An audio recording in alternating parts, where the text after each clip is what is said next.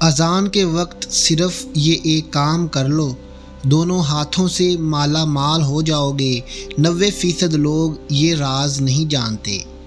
محترم ناظرین، اذان تو ہم روز سنتے ہیں، دن میں 5 مرتبہ سنتے ہیں، لیکن اذان کی آواز کانوں میں آنا، اس کے پیچھے بھی ایک وجہ ہے۔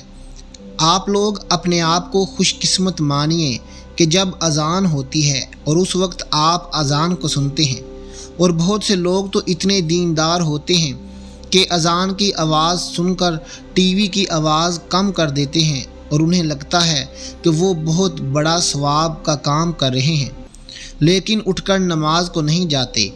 بہت سے لوگ اذان ہوتے وقت اپنے آپ کو کسی کام میں مصروف رکھتے ہیں، کسی سے باتیں کرتے ہوتے ہیں، یا پھر اذان پر دھیان نہیں دیتے، یا پھر جو کام کر رہے ہوتے ہیں اسی میں مگن رہتے ہیں۔ دوستو، اس سے آپ کی زندگی پر کیا فرق پڑتا ہے؟ اور اذان کے وقت میں کچھ ایسے کام ہیں جو آپ کر لیں گے تو آپ کی زندگی مالا مال ہو جائے گی۔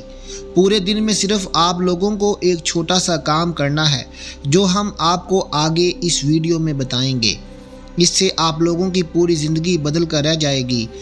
کچھ جگہ پر یہاں تک بھی لکھا ہوا ہے کہ اگر بندہ اذان کے وقت میں سچے دل سے جو دعا مانگے تو اللہ اس کی دعا قبول فرما لیتا ہے۔ اب نہ جانے کتنے لوگ ایسے ہیں جو یہ نہیں جانتے کہ اذان کے وقت ہمیں کیا کرنا چاہیے۔ محترم ناظرین، ہم سب کو پتہ ہے کہ اذان جیسے ہوتی ہے، اگر ہم اذان کے ساتھ ساتھ اذان کو دہراتے ہیں، لیکن اس میں بھی بہت سے لوگ غلطی کر دیتے ہیں۔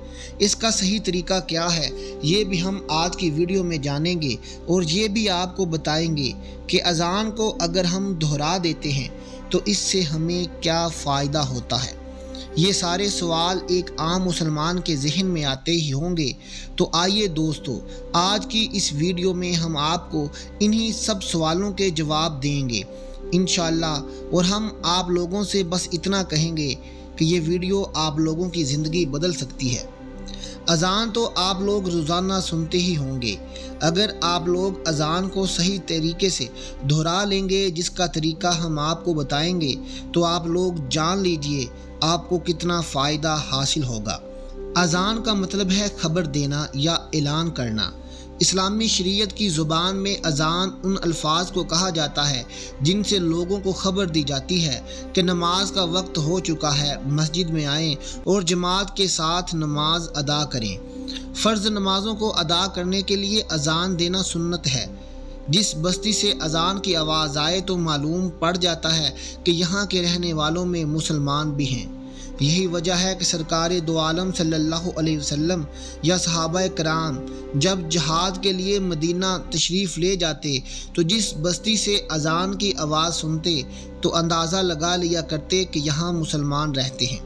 حدیث پاک میں آتا ہے کہ حضور صلی اللہ علیہ وسلم نے فرمایا، جب تم مؤذن کو اذان اور اقامت کہتے سنو تو جس طرح وہ کہتا ہے تم بھی کہو، اللہ تمہارے ہر کلمے کے بدلے 1,00,000 نیکیاں لکھے گا، اور 1000 درجات آپ کے بلند فرمائے گا، اور 1000 گناہ آپ کے مٹا دے گا۔ یہ سن کر خواتین عرض کرنے لگیں، یا رسول اللہ صلی اللہ علیہ وسلم، یہ تو صرف عورتوں کے لیے ہے، مردوں کے لیے کیا ہے؟ تو آپ صلی اللہ علیہ وسلم نے فرمایا، مردوں کے لیے دگنا یعنی کہ اس کا ڈبل ہے۔ اس بات پر کمنٹ باکس میں سبحان اللہ ضرور لکھ دیں۔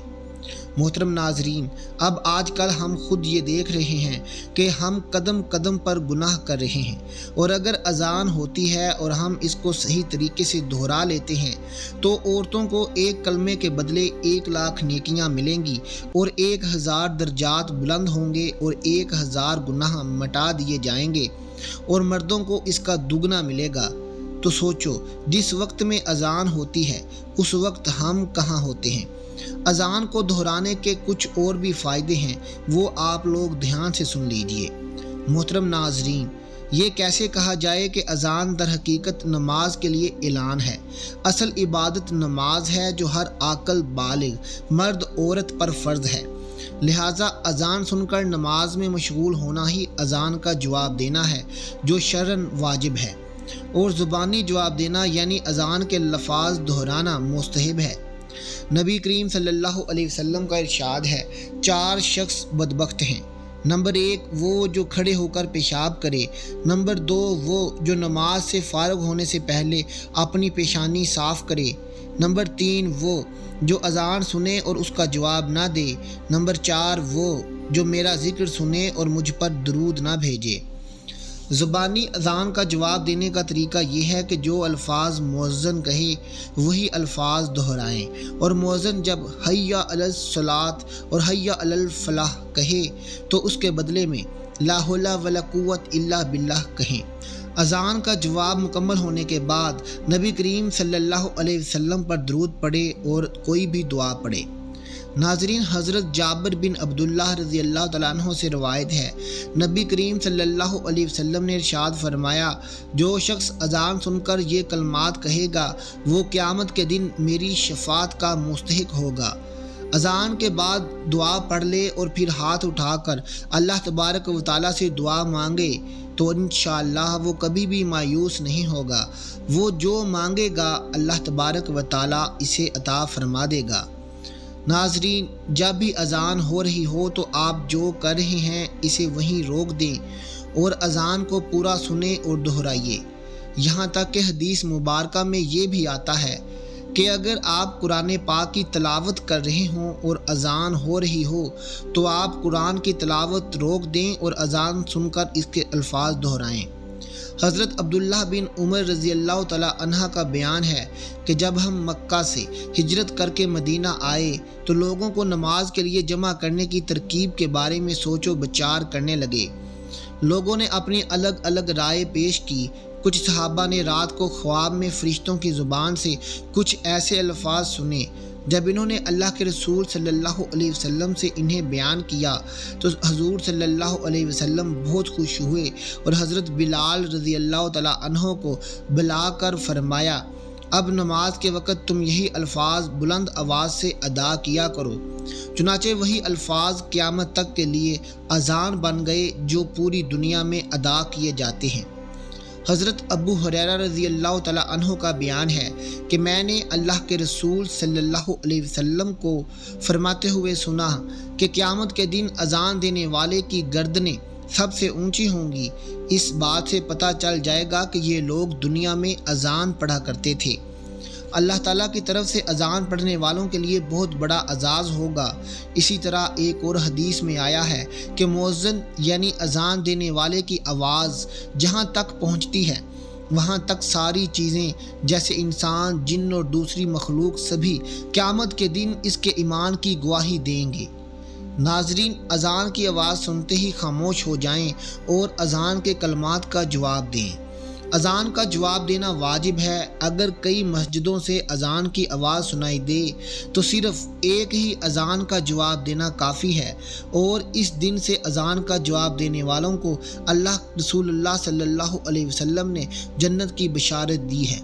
جہاں تک ہو سکے اذان سنیں، اس کا جواب دینے کے لیے تیار رہنا چاہیے اور نماز کی پابندی ہمیشہ کرنی چاہیے۔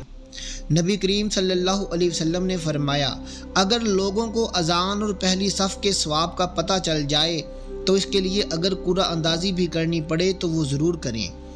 حضرت ابو سعید رضی اللہ تعالیٰ عنہ نے فرمایا، میں دیکھتا ہوں کہ تم بکریاں اور جنگل کو پسند کرتے ہو۔ جب تم اپنی بکریوں کے پاس یا جنگل میں ہو تو نماز کے لیے اذان دو اور خوب بلند آواز سے دو، کیونکہ مؤذن کی اذان کو جو بھی جن یا انسان یا دوسری مخلوق سنے گی وہ قیامت کے روز اس کے لیے گواہی دے گی۔ حضرت ابو سعید رضی اللہ تعالیٰ عنہ فرماتے ہیں کہ میں نے یہ بات نبی کریم صلی اللہ علیہ وسلم سے سنی۔ ناظرین، یہ ویڈیو ہر اس شخص کے پاس پہنچنی چاہیے جو مسلمان ہے۔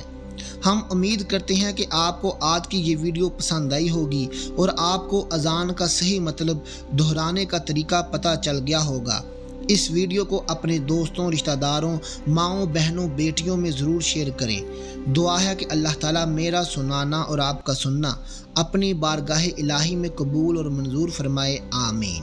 ملتے ہیں آپ سے اپنی اگلی ویڈیو کے ساتھ۔ اپنا بہت خیال رکھیے گا۔ اللہ حافظ۔